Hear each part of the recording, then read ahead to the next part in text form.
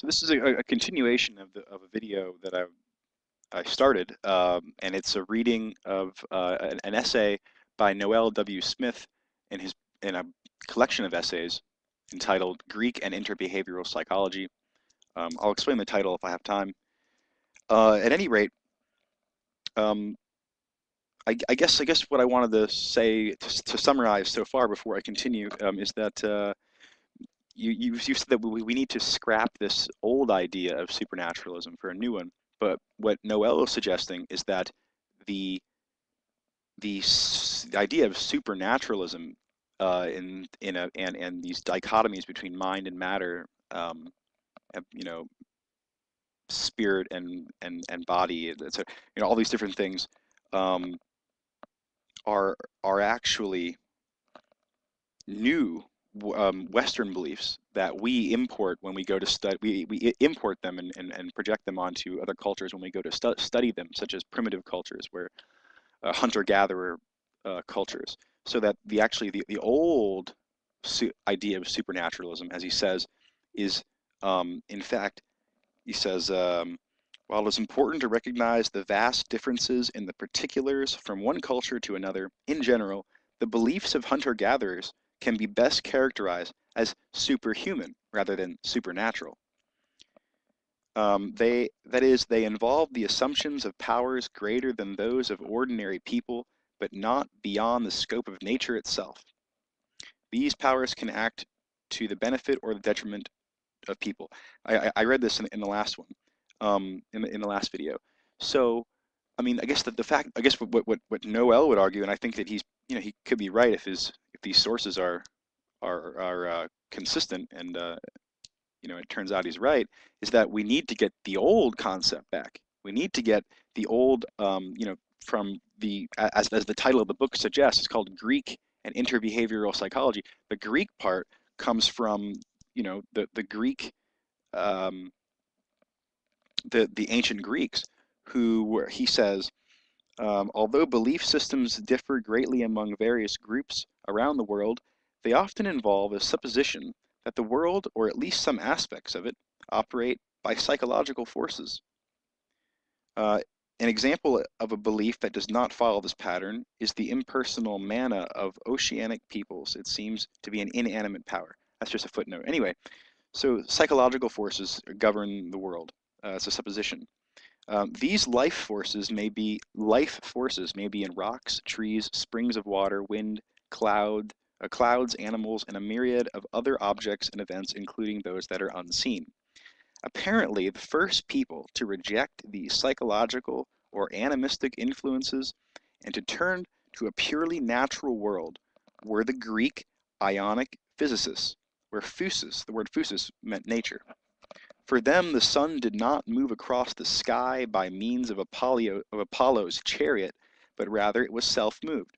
The earth itself was made up of air, earth, water, and fire, a concept in principle akin to that of the 90-plus basic natural elements. This revolution in thinking, in which psychological forces were rejected in the physio-chemical or inanimate realm and replaced with inanimate explanations, was the beginning of Greek philosophy and science.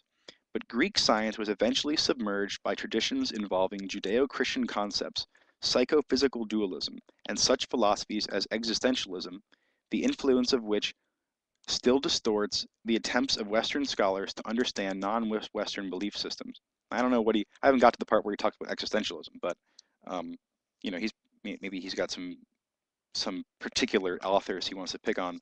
Um, I happen to be a fan of existentialism in a lot of, but again, it depends on the author.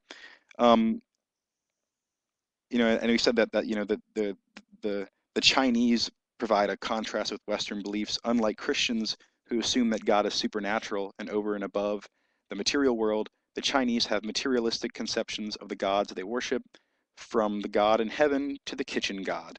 All are material beings. The omniscient and omnipotent God never existed in China, is a quote from a source he has. Maspero notes that the multitude of Chinese gods were seen, which is another source. He's saying that the multitude of Chinese gods were seen quite simply as ordinary human beings. This is a quote. More powerful, no doubt, yet not all powerful, with an understanding that was limited, though superior to ours. All such ideas remain vague, unformulated, and exercised only slight influence over a religious sentiment which concerned itself rather with the worship itself and with those who rendered it than with the objects of that worship. So, I guess, Fred, what you were saying is that the supernatural is what we don't know yet. In the Chinese culture, it wasn't about knowing or not knowing something, but it was about the worship and the experience of it. So there is a difference between the way that you're conceptualizing it in your video, and and some of the views here. Just a an interesting little note there. But where you do agree is that you want is that it's something more like superhuman rather than supernatural, um, and that is what the hunter-gatherers believed, as I've already read. Um, let's see, what else is there? Oh yeah, he's talking about the later on. He goes through. He talks about animism and the origin of belief systems, which is interesting. Where do the idea of minds and souls come from? Talks about all sorts of things here, and Um, to use the term soul as a psychological entity raises a problem corresponding to that of mind. The supernatural meaning that it historically conveys is inappropriate. Quote, to what, to what we call primitive peoples, the idea um, of a completely incorporeal reality is preposterous. A soul, a ghost, or a demon of whatever persuasion must be capable of furnishing sense impressions of some sort at some time or other, argues Vetter, 1958. Um, right, so like he says, the mode of being in the afterworld is much like that in life for many groups. The dead person was considered to be departing for another geographical location in the sky under the earth, or where the sun sets in the west, where life would continue much as before in a totally physical sense. The individual needed sustenance or tools for hunting and the other usual necessities and adornments. Okay, so I have a minute and a half. I'm going to skip to the part where he talks about sort of animism, explanatory systems, and naturalism, the case of Shintoism, okay, origins of afterlife beliefs. Um, so he says that the most likely candidate for the origin of afterlife beliefs was the observation of seasonal cycles. As close as Paleolithic peoples lived to nature and as important as it was to them, this would seem to be the place to look for sources to the belief in the afterlife. As annual plants disperse their seed and die, they are reborn in the next season through that very seed. As salmon spawn and die, they are reborn as fry from the eggs. As the caterpillar envelopes itself in its cocoon, it is reborn as a butterfly. Cycles of sun, moon, vegetation, weather, and animal migrations all suggest rejuvenation.